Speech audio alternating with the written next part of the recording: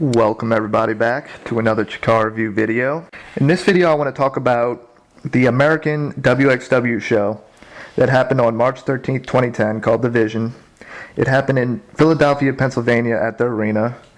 And not many people have talked about this show recently, and I don't think many are, so that's one of the things I actually want to do is kind of focus on more obscure shows that really don't seem as popular or that really aren't given attention. I mean, I really want to talk about everything.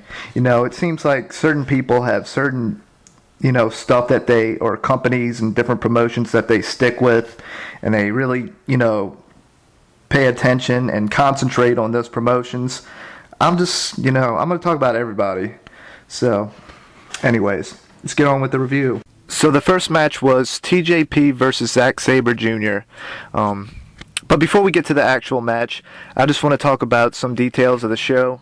The commentators were actually Chris Hero and Bryce Remsburg for this first match. I was surprised, and I wasn't sure who was going to commentate this, but I was happy to see those guys. They're a pretty good team if you haven't heard them before, but you might have heard them in Chikara. Anyways, so you're probably wondering, since a lot of different companies frequent the arena, Chikara and CZW, mainly, really the top two companies that go there. You're probably kind of wondering about the crowd and, who's going to be there. Was it going to be maybe the Chikara crowd, the CZW crowd, a mix in between?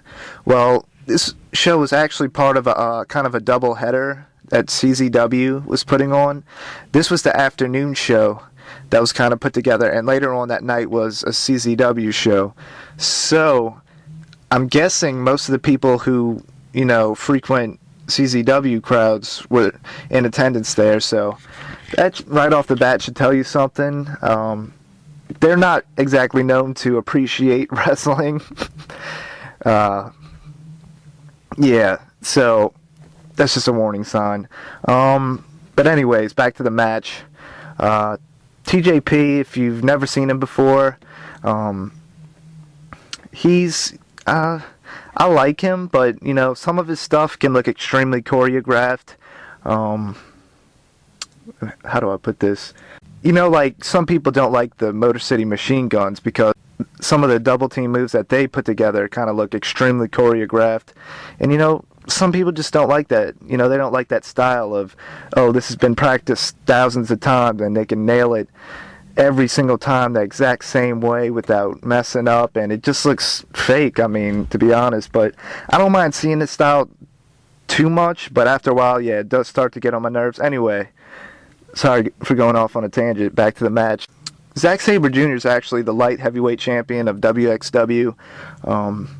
This match started out kind of, if you saw Evolve 1, it kind of mirrored Sawa versus TJP with a lot of chain wrestling, reversals, back and forth, quick strikes. And then Zack Sabre Jr. actually kind of slowed it down, with some submissions. And I could tell the crowd really wasn't liking that. So they kind of picked it up again. This match had a lot of stiff strikes, mainly kicks though. But anyway, this match was okay. Or I wouldn't say it was good, but it was decent. The crowd may have heard it a little bit, but they seemed to appreciate this match, at least after it was finished. They were clapping for both of the guys, so this was decent, not anything better. Okay, and the next match was Big Van Walter versus Eddie Kingston. Walter, if you haven't seen him, he's a really big guy, and he dominated, mostly throughout this match against Eddie Kingston. He would hit really big power moves on Kingston, and Kingston would kind of come back, Also, Kingston was really over here. Obviously, everybody knows him. But this was okay. I wouldn't say it was bad. Wouldn't say it was good either, but I didn't really dislike it. So, it was just okay. And moving on to the next match, which happened to be Karsten Beck versus Nick Gage. If you've never seen Karsten Beck, he's kind of like the arrogant prick in WXW. He, I think he said he was like a German television star or something. I don't know, but so the crowd really hated this guy. They were just really booing him. He tried to get on the mic and cut a promo, I guess, before the match, but that wasn't working. You couldn't really hear him. I don't know if it was the sound, but it was probably the crowd, because they were really just not letting this guy talk at all. Until, of course, the lights dim, everything turns black, and Nick Gage comes out. Nick Gage. Never seen this guy. Yeah. The Philadelphia crowd really likes this guy. Anyway, I don't know. I kind of find him funny. I mean, other people might legitimately like him, but I don't know. I tend to laugh at the stuff he does. Anyway, that's another point, but getting back to the match, this was really short.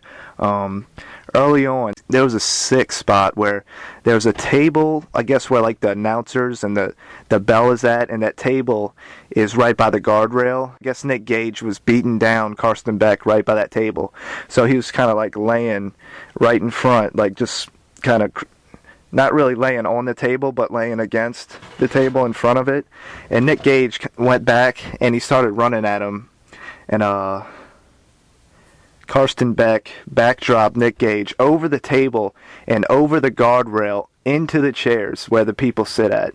Luckily, nobody was in the chairs. They had moved before, but it was pretty sick. Anyway, the match, this wasn't much of a match, really. I mean, Nick Gage got the pin really quick. This was almost like a segment type deal, but I guess you could say it was a match anyway. It was short and painful. Moving on. So the next match was the Switchblade Conspiracy versus the American Wolves. This is really one of the main reasons why I wanted to watch this show. I like the Switchblade Conspiracy. They are, of course, Jon Moxley and Sami Callihan, and the American Wolves, in case you're living in a cave, are Eddie Edwards and Davey Richards. So, just to get that out of the way, but before I talk about the actual match, I want to say that the commentary they're doing the Chikara thing and revolving guys in and out. I think in the second match it was Bryce by himself. The third match was Bryce and Drake Younger, and this match was Bryce and Eddie Kingston. So you know the commentary on this match was great.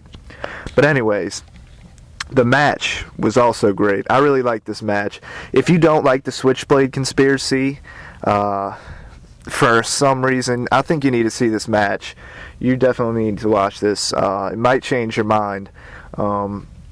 Just back and forth, great tag team action. What I would expect from the Switchblade Conspiracy and the American Wolves. You know, this match really delivered on my expectations. I liked it. Thought it was really, really good. Great. I think I said that previously. Great. I don't know. Anyways, I really liked this. It was awesome. I actually thought that they fucked up the finish when Davey went for the when Eddie Edwards was about to give a powerbomb to, you know, the little powerbomb knee breaker move. But when Davey went up for that, he kind of, I don't know, they kind of mistimed it, and Eddie Edwards just slammed Jon Moxley onto his knees instead of, you know, Richards meeting him halfway and doing the move together. But that was okay. The crowd actually still appreciated this match, even though, you know, they chanted, "You fucked up," but I like this.